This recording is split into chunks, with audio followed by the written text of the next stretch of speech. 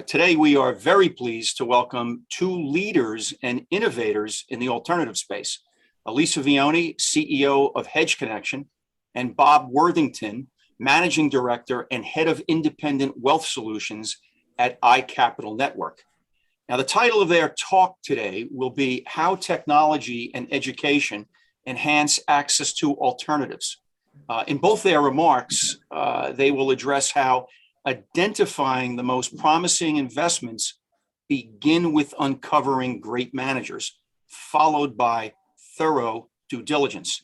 They will also discuss how robust technology platforms can assist investors with this process from start to finish.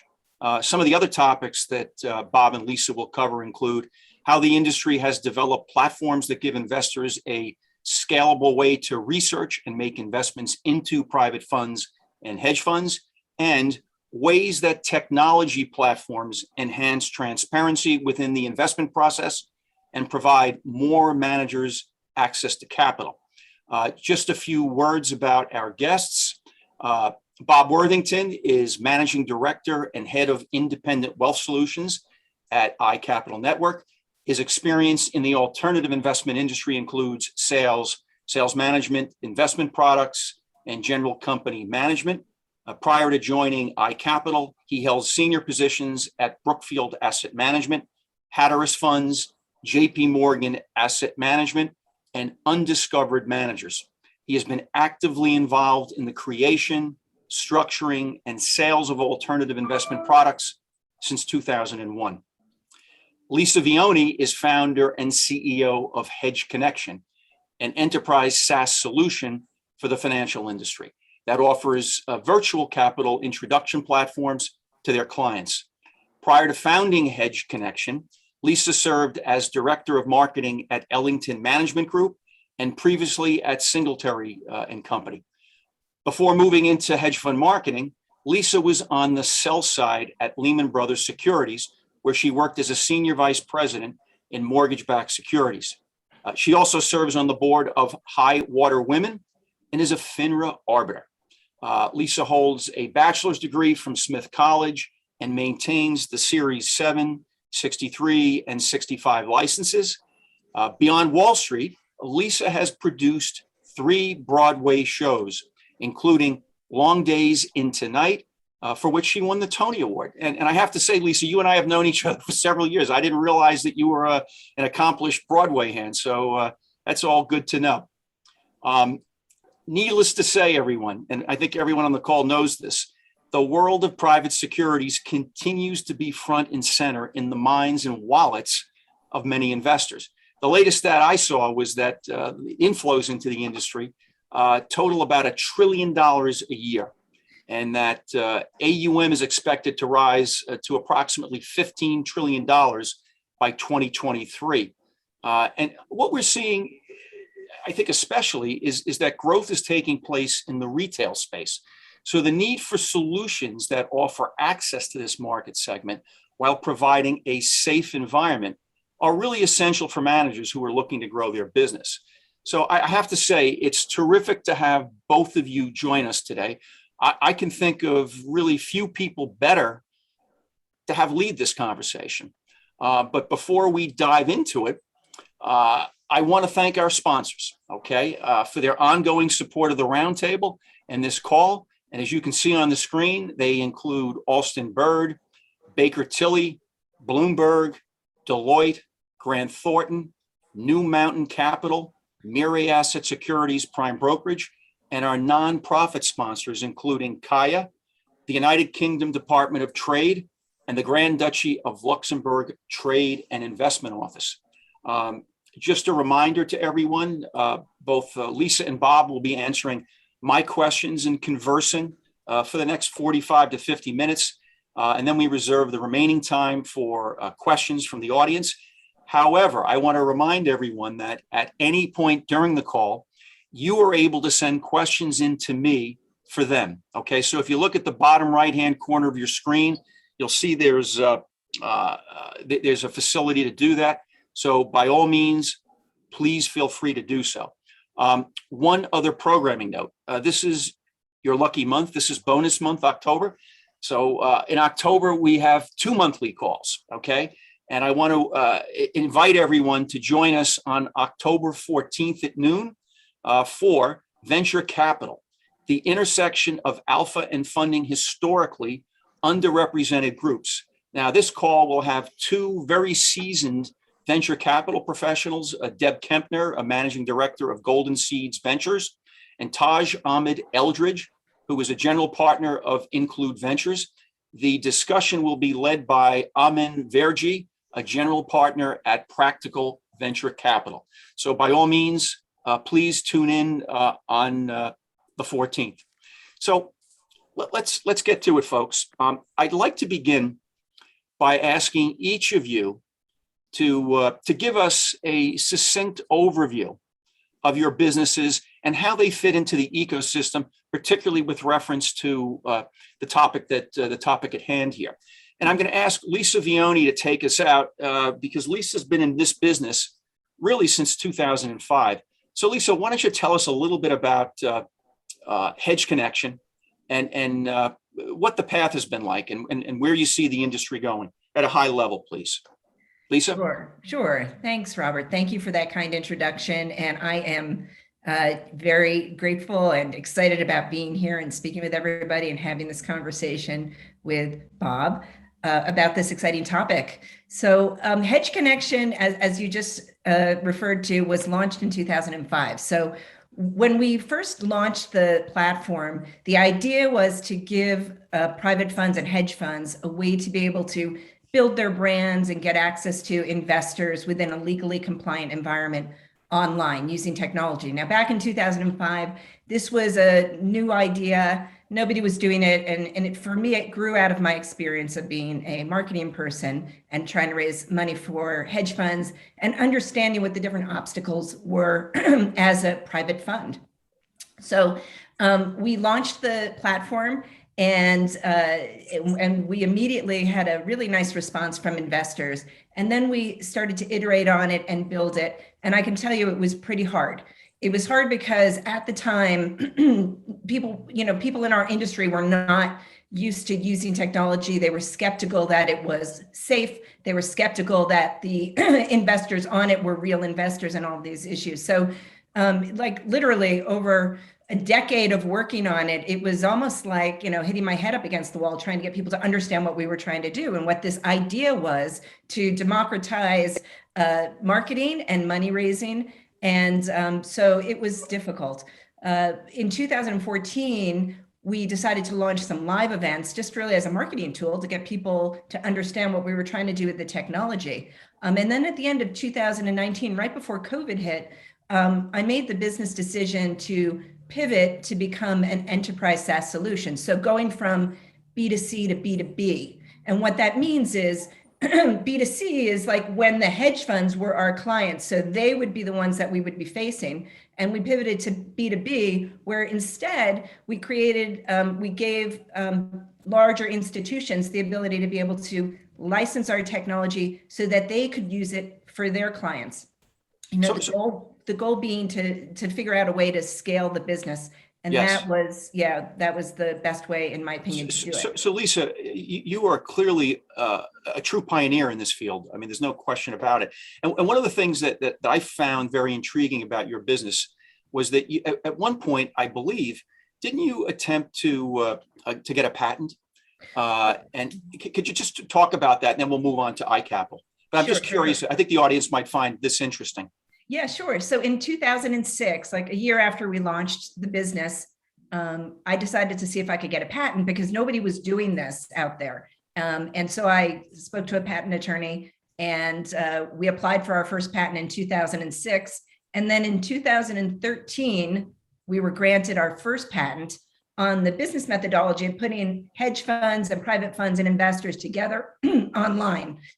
And then in 2015, we got our second patent, which was really just a continuation patent. So that patent is pretty strong. It was also post the Alice decision, which was a big Supreme Court decision on business methodology patents. So yes. Since we were, given the second patent post that decision, our patent is pretty strong. So I think that I can call myself the inventor of virtual cap intro because I've got these patents.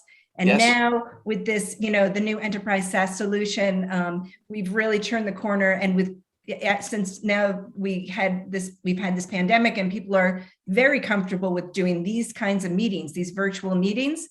It's like the light switch has gone on in everybody's head and they understand, oh, wait, we can use technology to network, to have meetings. We don't need to travel around the world to do these introductory meetings.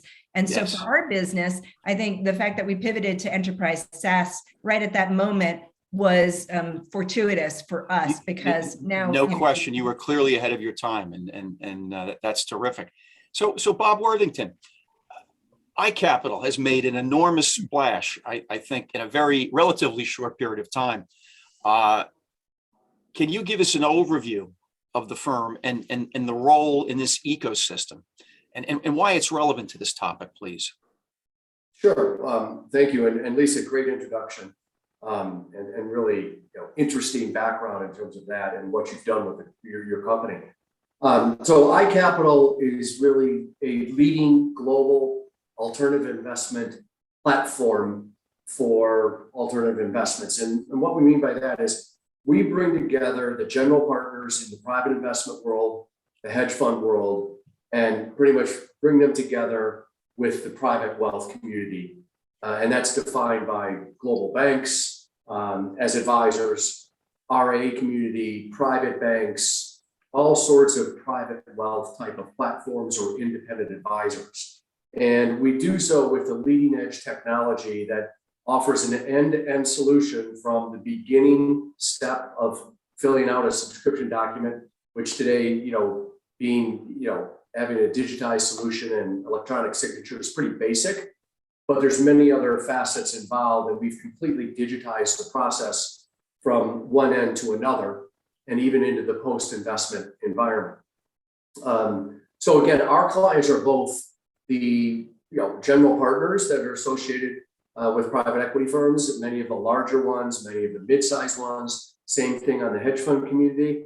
And then we have, through our technology, we link them up with private wealth advisors around the world, really now, because we've expanded overseas. Started in 2013, had a very similar concept to it.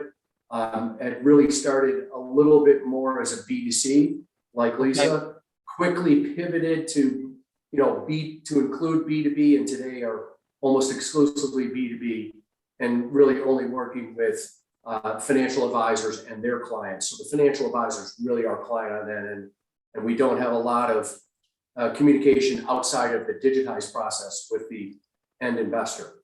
So if you look at where we are today on our platform, there's about $85 billion, of which about a little less than 20% of that is from overseas. We have 3 or 4 offices here in the US, actually 4 or 5 now. And then we have a couple offices we've expanded overseas in Europe and in Asia, and we'll continue to do so.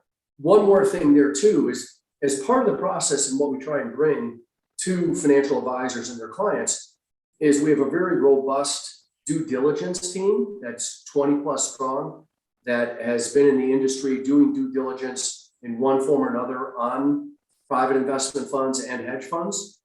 And for a segment of our business that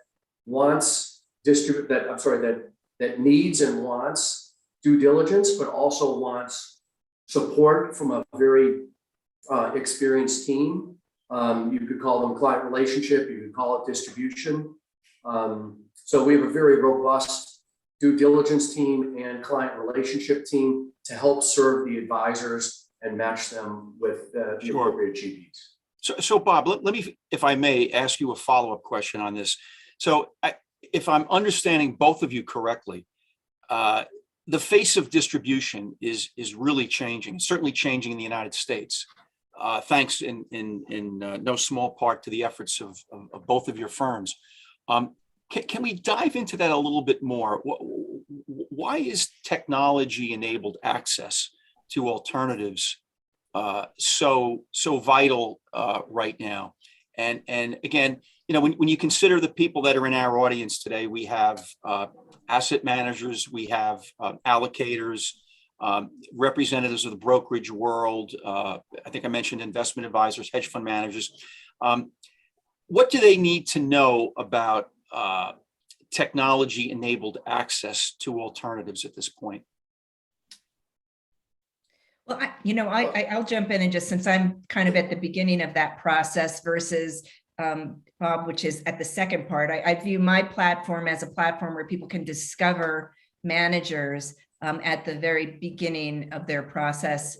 And because there are so many issues around marketing and capital raising from regulatory perspective, managers do have a limited number of ways that they're able to actually go out there, promote themselves, and meet investors. So using a platform, technology platform, say like Hedge Connection, that helps the manager be able to get access to investors around the world. So in other words, they know that when they're on the platform, that the investors that are coming in have been pre-qualified. So they're at least, qualified purchasers or accredited investors. And then all of the interaction that's happening is tracked for them. So from a compliance perspective, if the SEC were to come in and do an audit on them, they would very easily be able to show, okay, well, here are the investors that looked at my materials. Here are the investors that downloaded my marketing materials.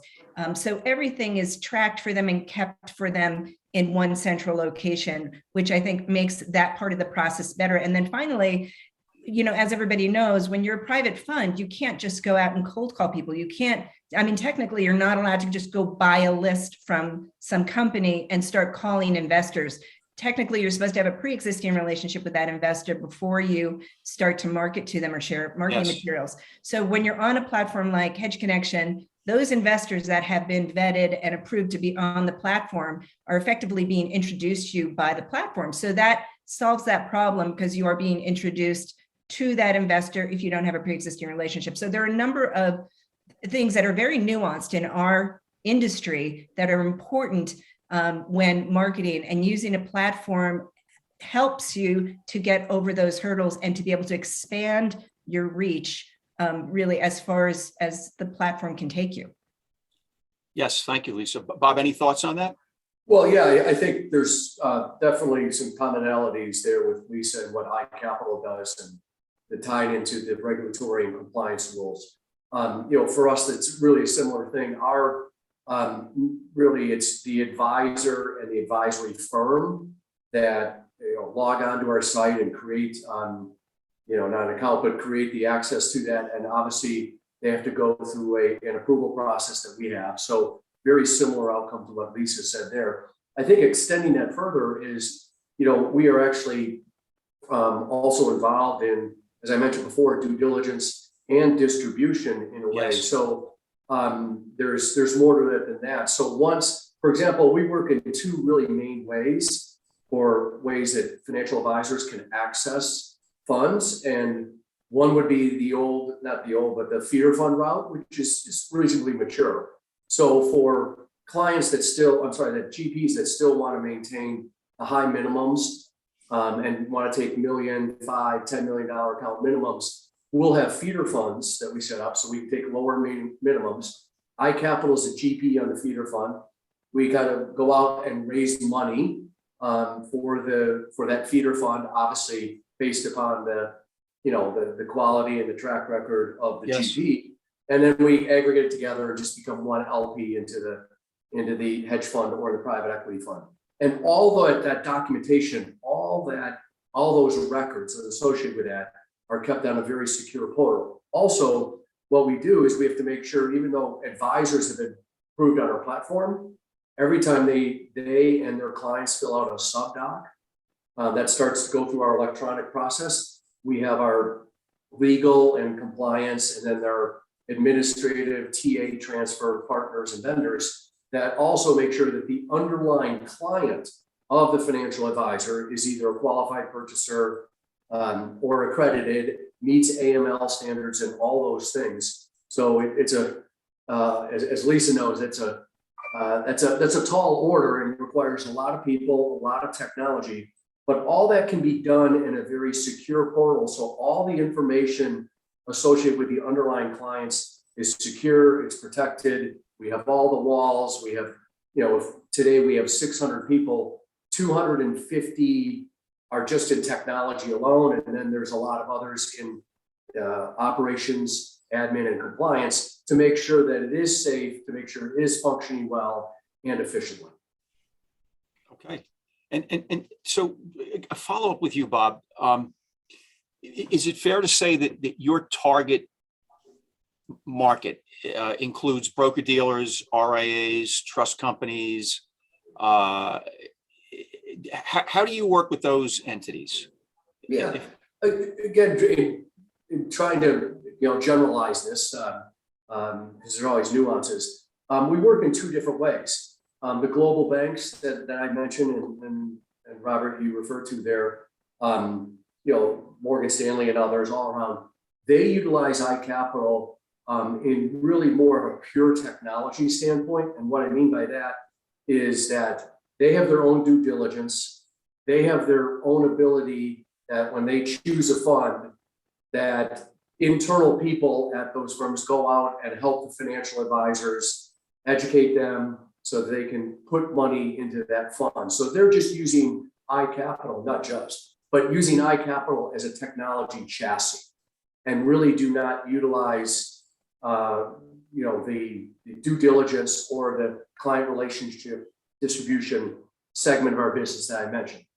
On the independent side, so RIAs, for example, other wealth management platforms that may not have their own due diligence or may not have their own kind of internal client relationship or distribution, then for that segment, that's where our due diligence team and our client relationship team gets involved to help provide the due diligence, help educate the RIA firm and their underlying advisors so they can educate their clients too.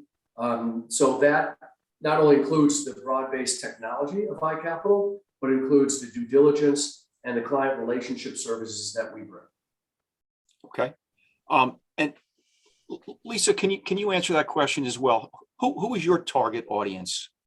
Yeah, so since we've pivoted to become an enterprise SaaS solution, our target audience are larger institutions who want to offer capital introduction to their clients. So right now we license our platform out to several different larger groups, and you wouldn't, as the user of it, know that they're using our technology because it's completely white labeled for that client.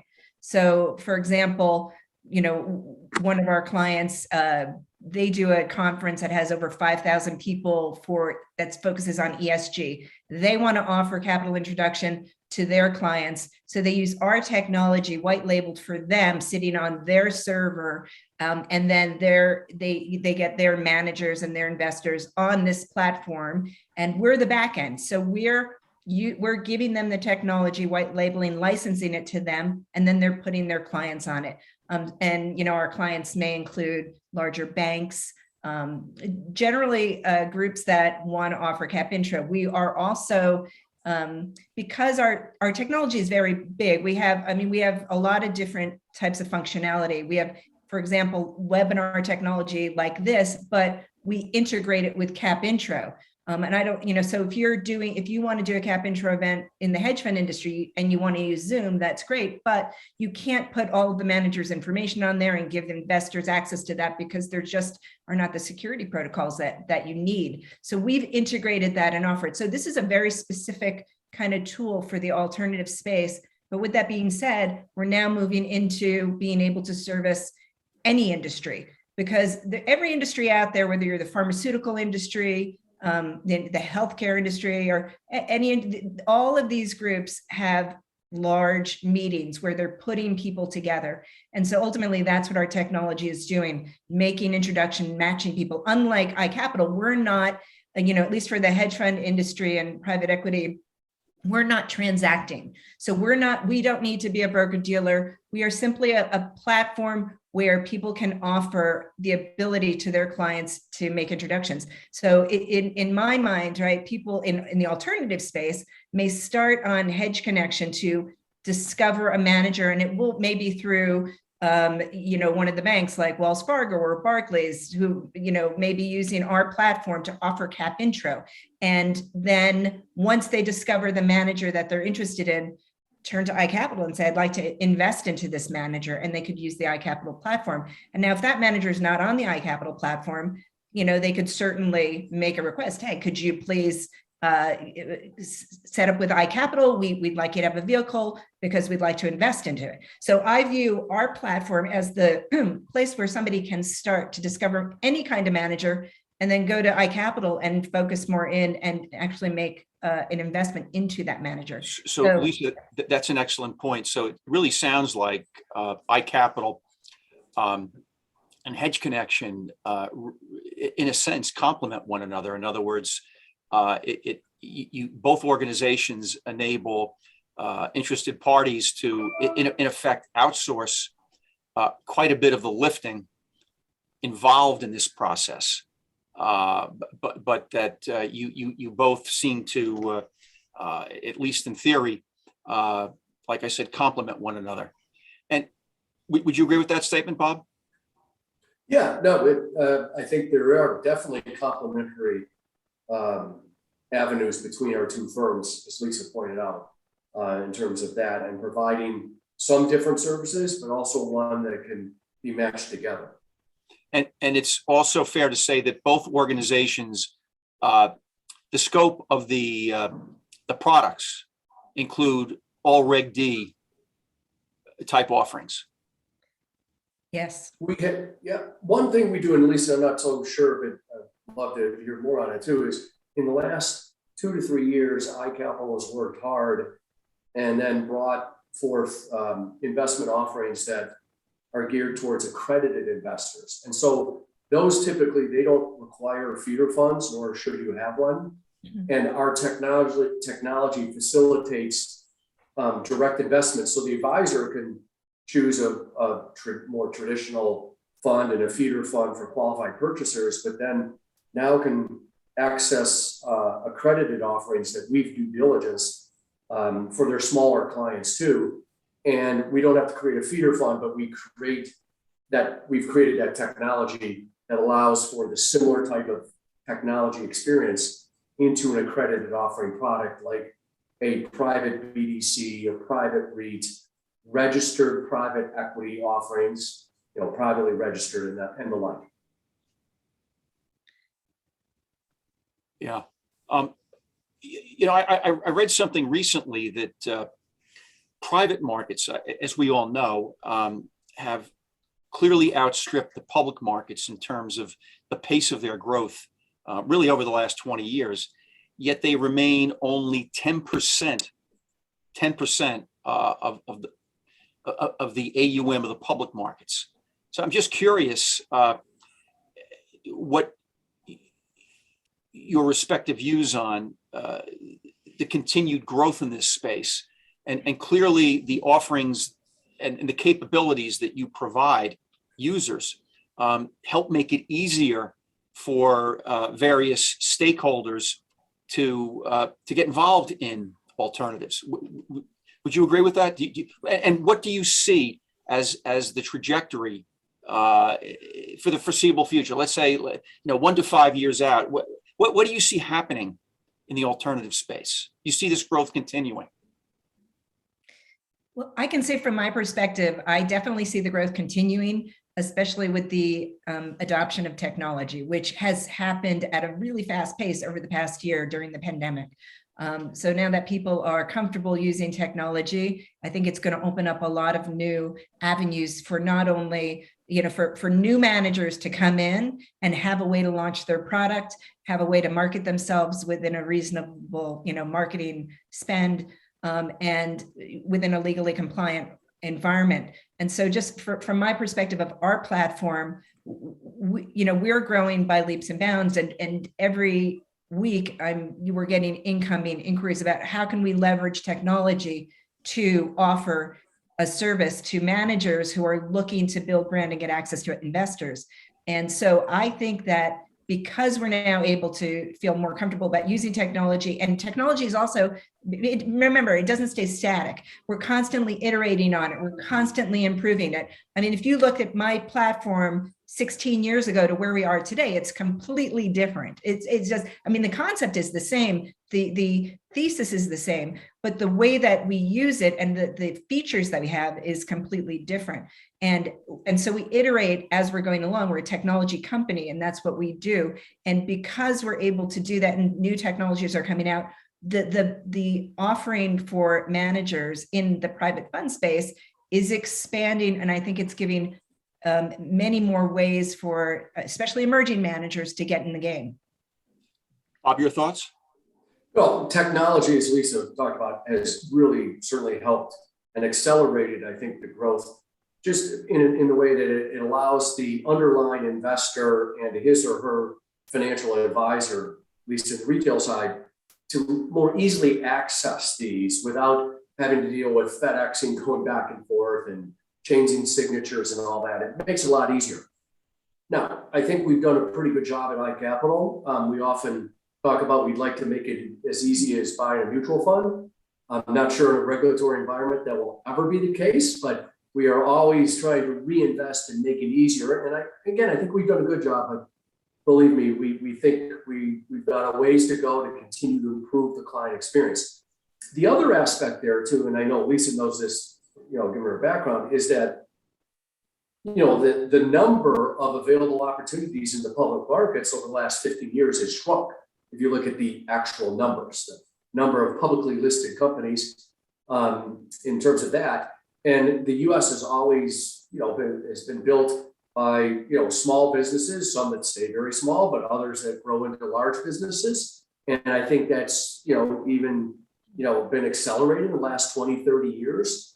And therefore the opportunity sets are just, so much larger in the private side than they are on the public side in terms of the number of companies. And 15, 20 years ago, individual investors and even institutions may not have really had access to that.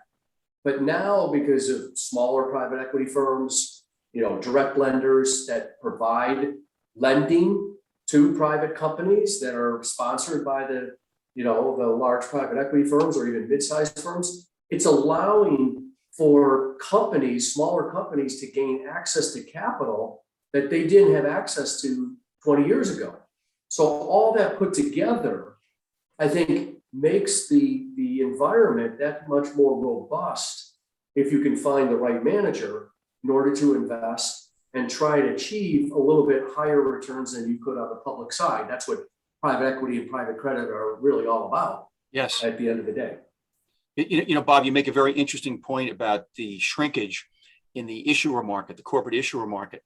So I guess if you went back 10, 15 years ago in this country, there are, I think, roughly 10,000 plus public companies. And I think today it's under 4,000.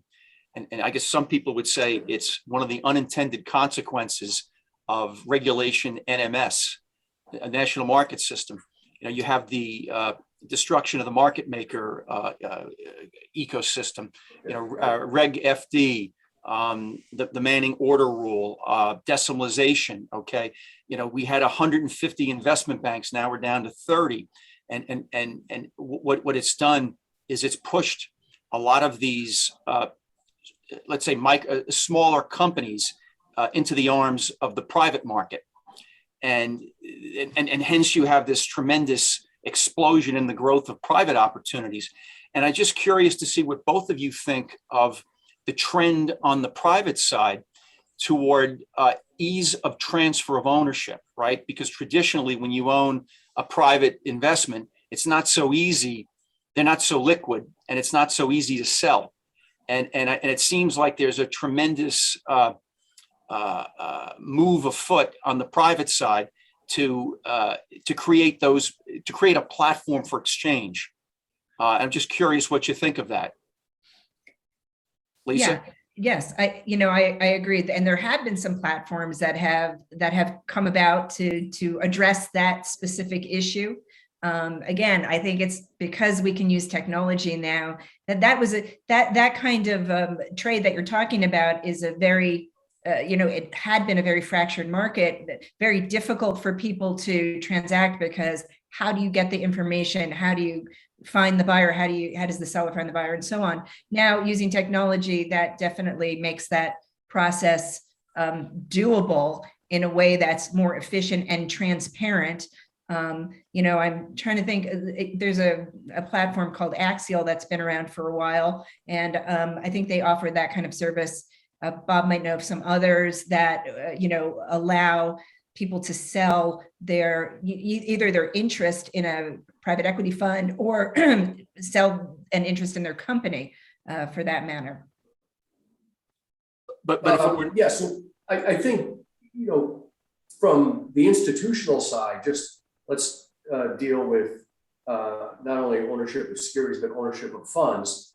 Clearly, there's a reasonable market for secondary transactions. There's a lot of, big Hamilton Lane, Lexington, others, there are secondary PE funds that allow institutions to trim, sell, whatever they might do, ownership interest in the, their private equity or private credit or even hedge funds. I think there's steps in process here that is bringing that down to more of the, independent, or I'm sorry, the individual level, whether that's student advisor or not. Those are still very, I would say, embryonic relative to the institutional world. But as Lisa pointed out, there are firms that are starting to break barriers for that. And I would expect that only to continue as I see the growth for investing in private investments and hedge funds from retail investors, especially through the financial advisor community. That will continue to grow. I think it makes sense. And I think we've reached that profound tipping point where it's not going back. And, it's never going to be 70% of someone's portfolio, but it's going to be more than 3, which is really kind of the average at best. Look, you invest in private equity, you should not expect liquidity, but through mechanisms like Lisa talked about and that I've mentioned, it's nice to be able to do that if you need to. And the institutional market's already been doing it in a reasonably efficient way that is part of portfolio allocation and rebalancing, not like buying a stock, but all that's making the market, I think, a little more attractive for financial advisors and their clients. So go ahead, Lisa. And so, Bob, I was just gonna add that in addition to that, there are also platforms that have come about that allow startup companies to be able to raise capital, and regulations have changed to make it a lot easier for those people to raise capital. One that comes to mind, I know the CEO of Seed Invest, they've done a tremendous job in building that platform to allow startups to be able to raise capital. Our platform, Hedge Connection, we have a functionality called the Deal Room. And that is different from, the putting the hedge funds and investors together. The Deal Room is for startups to put their companies or their deals, to give access to private equity or venture capital or individual investors to get. But again, it's the same thing. We don't transact there. It's a discovery tool. But then if they want to transact, they would go to a platform like a Seed Invest. Yes. And I might add, curious to get your opinions. If it were not for firms like iCapital and Hedge Connection, I think some of the growth that we're talking about in the industry would not be as apparent. That in effect, it's organizations like yours that make it easier and make these markets and investment opportunities more available and accessible, as we said up front, in a safe and timely way, because you help really perform some of the critical functions required by investors and by folks in the middle, as well as the managers, to track and record and comply with all rules and regulations. I think that's the beauty of technology, whether it's in this segment or it goes across many, many industries globally. And, just think about it. Again, just going back to basically filling out a subscription document to invest in a hedge fund or a private fund. Yeah. Not only that process just to get in, but then what happens afterwards, the reporting, the valuation, that was a very, very difficult experience for a lot of people. Well worthwhile if you're in the right investment vehicle. Today, it's just better. It's not where we want it to be, but it's better. It's more accessible. It can be shown on the client statement post-investment. So all the things that Lisa's firm has done and we've tried to do, yes, the technology is I think a big part, or certainly a part of why more and more advisors and their clients are looking more closely at hedge funds and private investments. Yes. Lisa, any thoughts? Well, I guess my thought is that transparency is always a big issue in the private fund and hedge fund space. This has been something that we've been battling for decades on how to get more transparency to investors. And I think using technology and these different platforms, iCapital and Hedge Connection and others, that you can't really hide as a manager. You have to show, your information if you want to compete on the platform with everybody else. So again, democratizing the whole system, I think using the technology helps to solve this problem of transparency. So since we're on the topic of democratization, I'd like to ask both of you, what else is needed to help facilitate expanded fundraising for fund managers in the retail channel? What else? What else is needed? Bob, what do you think? Yeah, well, I think a number of things. So let's accept, I know this is a technology one, but let's put that aside for a moment too. Improved technology will help. I mean, we feel where we are at iCapital, we're proud of what we've done, but we know that there's a lot of areas of improvement, some within our almost direct or complete control, others that are not, like, working with transfer agents, working with custodians. That is a joint and collaborative effort that we don't control completely, nor should we. But if you just look at what else can transform it, I think what do general partners need to do? I mean, if it's like anything else in life, if you are making a commitment to something, you need to make the commitment. It's surprising to me that many kind of well-known firms to me, either on the private or the hedge fund side, are not known at all amongst the private wealth, or very little among the private wealth community. And then of course they've raised a lot of money institutionally, and they're on their fourth, fifth, sixth fund, and it's re-up after re-up and raising more money. And they get to the private wealth side, and unless you're Blackstone, who's been at it for 15 years, among a few others, they're not that well known. And they're like, well, how come you're not raising, $1 billion in the retail channel? And we're like, remember back to your first institutional raise? You have to build brand. You have to make a commitment. You have to have some patience. And hopefully you get a little luck too. Even if you have very good performance, it's competitive. There's a lot of private equity firms and hedge fund firms that have performance. So to think that you can do it the first time and you're just going to blow the lights out doesn't happen 95% of the time. And that's where iCapital comes in. Some have built their own distribution, but you have to be pretty big to do that.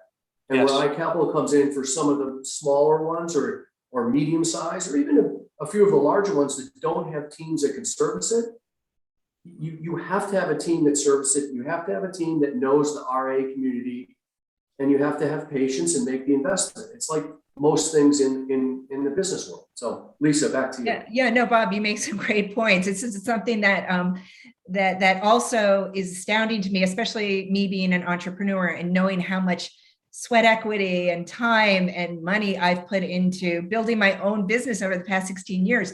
I've spoken to hundreds, if not thousands, of emerging managers, and it's mind-boggling to me, or many of the times I'm having this conversation, and I ask them, okay, so what's your marketing budget? How are you going to build your brand? What is your roadmap look like? And they don't have an answer for me. And I said, listen, you're trying to build a business here. This is not only about being a good trader. It's about building a business, about understanding how to run a business. It's about understanding how to do all of these different things. And there's a severe lack of commitment by many, many, many of these managers. So that's my first point, reflecting on what you've said. But secondly, I think the prime brokers have to do a better job at working with their smaller managers, because there is a lot of talent out there. And talking to the prime brokers over the past decade, many of them tell me that they can only really focus on their top 20% of their clients to help them with capital introduction. And I said, okay, that's fine. But now with technology, you really can't say that anymore. That is not a fair statement to make, because there are plenty of opportunities for you to use technology to give everybody an opportunity to be seen. And so I think the banks and the prime brokers have to do a better job, should do a better job, and have an obligation, not only to the managers who are their clients, but also to investors, to bring those talented managers to the light. It's not only the managers who are missing, are not getting the attention, but it's also the investors who don't get to find these opportunities. So I do think, coming back to the technology theme that we're talking about here, whether it's iCapital or Hedge Connection or any other of the platforms that are out there, it does give a way for investors, and not only large institutions, but retail investors who are accredited, to be able to, discover new talent. Yes. And Lisa, I think you made a very interesting point about, you referenced the role of the prime broker, but really it's a gap, right? And Bob, just so you know, my background, I spent several decades in the prime brokerage business. And I can tell you that most prime brokers really wrestle with this issue, because on one hand, that's really not the business we're in, right? Or they're in, on one hand, but on the other hand, it's a task that really needs to be performed. And as Lisa pointed out, I mean, if you look at a small hedge fund, right? I always used to like to say that regardless of your form of organization, your size, your strategy, every money manager has to perform the same jobs. There needs to be an analyst, a portfolio manager, a head of compliance, legal, operations, technology, facilities, et cetera, et cetera, et cetera. The problem is when you're at, BlackRock, or the good news is when you're at BlackRock, or let's say one of my former firms, Neuberger Berman, you've got thousands of employees and you can specialize. You have the resources to specialize. When it's, two men or two women and a dog over a deli, in Greenwich, it's kind of hard to take those 15 jobs. And let's face it, most people are lucky to be a subject matter expert in one field, much less, multiple fields.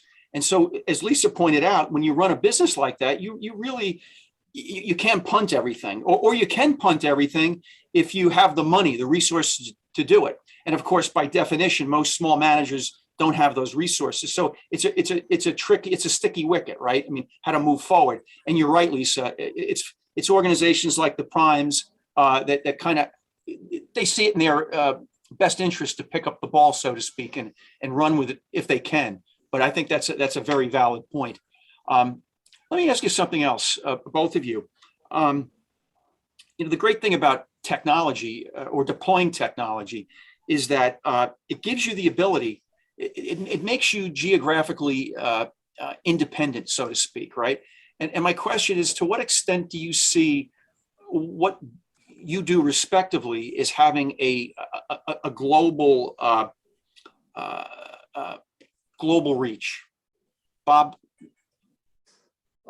Sure, good question. Look, technology is wonderful. It's helped transform many industries. It's really helping transform this industry too.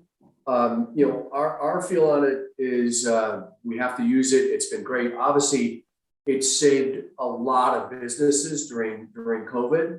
Yes. Zoom and everything like this. It was no one would have guessed in March 25th of 2020 that wow, that we would have been able to work through this like we did. Yeah. I think it helps globally too, but I will say this, we're becoming a bigger firm, and I mentioned before, 600 people. We felt, and I feel this, personally feel that our office environment, so you could say culture and everything like this, is still critically important. And, we've been informally back to the office, not mandatory, more and more people showing up. We're going to start, again, a back to office formal thing actually next week, steps at a time. So we view it as a combination. We don't want to lose that. I think there's firms that can exist as virtual firms, and there's ways to do it. And there's no one, structure that fits all. I'm not saying that. I think for iCapital, we utilize technology because now we're based in, we have offices in Europe and Asia and all this. But we do think for us, we have to have some form of in the office, by the water cooler, walk down the office, all that type of stuff to make it work. But again, going back to it, technology and the tie-in that we have today that's available not only to us but to others makes developing a global reach much easier than it was 20 years ago.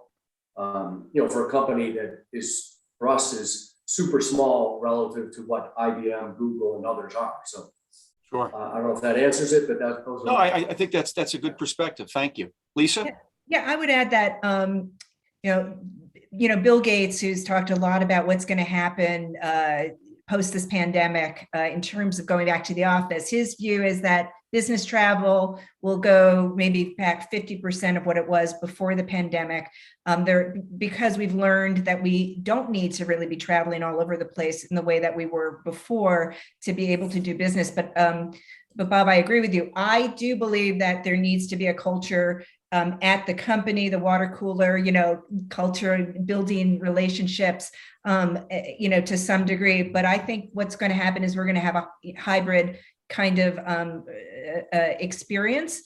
For me, though, for Hedge Connection, even if people went 100% back to the office, I still believe that the introductory meeting that happens, and which is what happens on my platform, that you do not need to go in person for an introductory meeting. When I was marketing at some of the big firms that I marketed at, I spent an awful lot of money and time on the road meeting with investors that ended up being, just not a good use of my time or money. I can tell you for one company where I raised a significant amount of assets, over $1 billion, I met with 400 investors only to raise it from 5.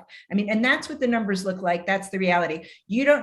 I just think that there is a better way to do it. And post-COVID, I think we will go to some kind of hybrid. I do think people need to be in the office. I don't think business travel will be what it was before. I think companies will end up saving a lot of money and also be able to access more talent because they'll be able to get talent from not just their little neighborhood, but from around the world. And so all of that is positive, and it is incumbent on using technology to be able to execute that.